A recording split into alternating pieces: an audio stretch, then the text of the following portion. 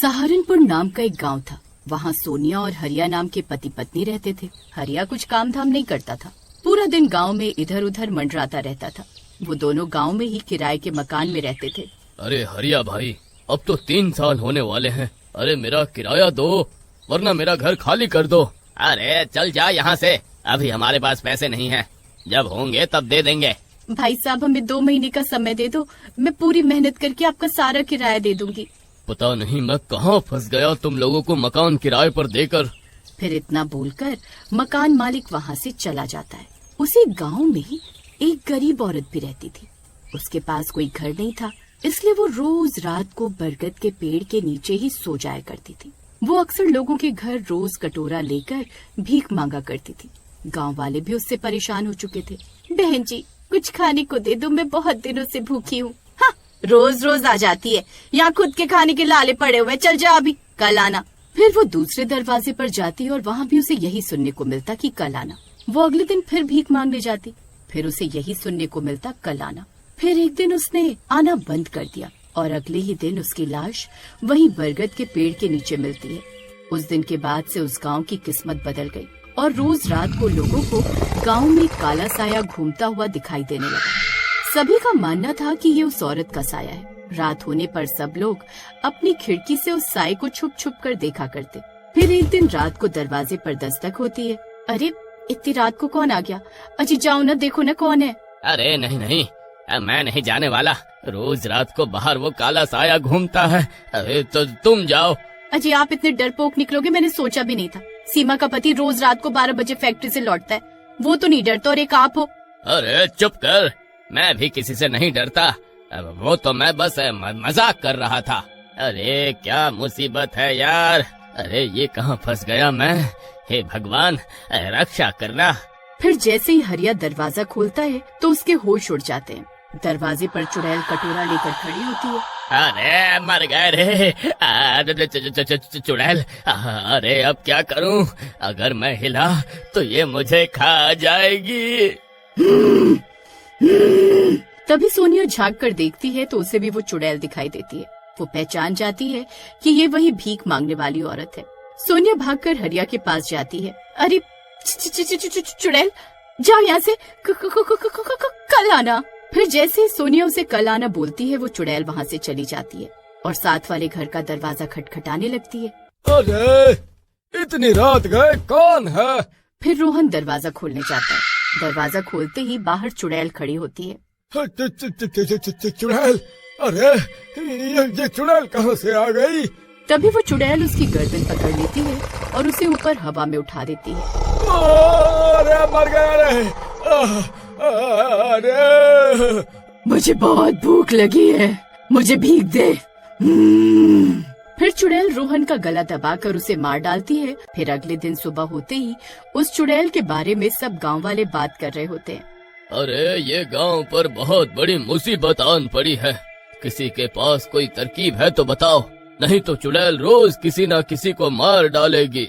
मुखिया जी, ये वही भिखारिन है जो गांव में भीख मांगा करती थी।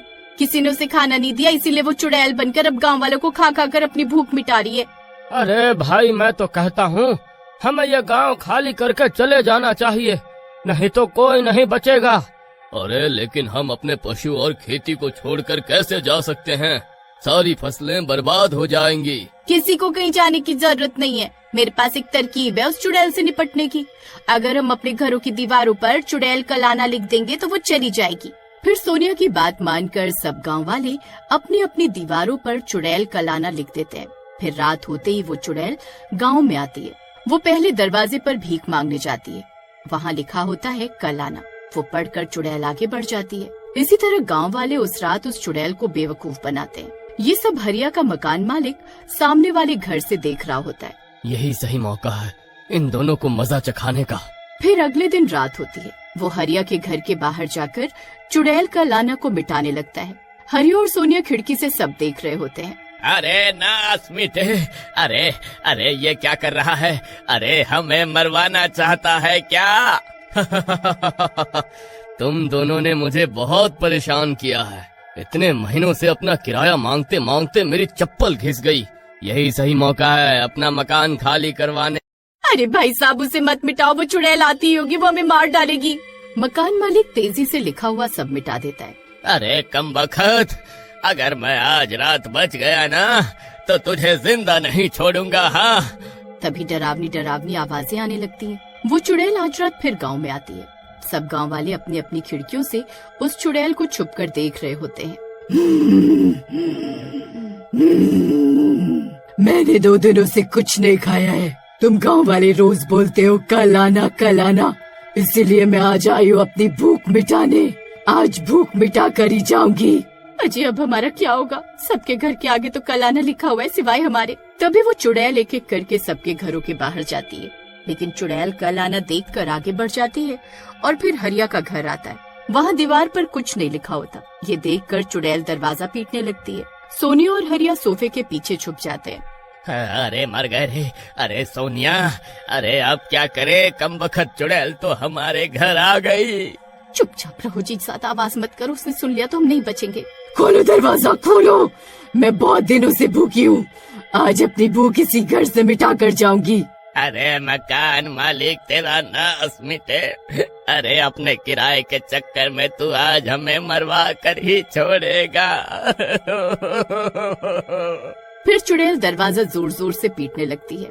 दरवाजा अब कमजोर हो चुका था और टूटने ही वाला था। मकान मालिक सामने वाले घर से ये सब देखकर खुश हो रहा था। अरे वाह वाह, आज तो मजा आ गया। जो मकान मैं इतने सालों से खाली नहीं करवा पा रहा था, आज वो काम ये चुड़ैल कर देगी। तभी वो चुड़ैल दरवाजा तोड़कर अंदर घुस जाती है। सोनिया और हरिया उसे देखकर इधर उधर भागने लगते हैं। अरे भागो रे। अरे ये भूखी चुड़ैल तो हमें जिंदा खाने पे उतारू है। अरे गाँव वालों, हमें बचाओ। फिर वो दोनों पीछे के रास्ते से घर के बाहर निकल जाते हैं। चुड़ैल भी उनका पीछा करने लगती है। फिर वो दोनों भागते भागते मकान मालिक के घर के आगे पहुंच जाते हैं। अरे ये दोनों कमबख्त बच कैसे गए?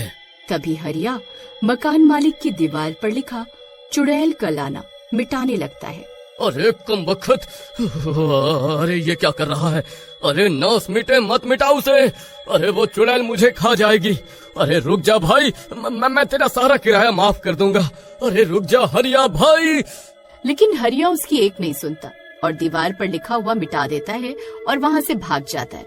तभी वो चुड़ैल मकान मालिक के घर के बाहर पहुँच जाती है। दीवार पर अब कुछ नहीं लिखा होता, सब मिट चुका होता है, इसलिए चुड़ैल उसका दरवाजा पीटने लगती है।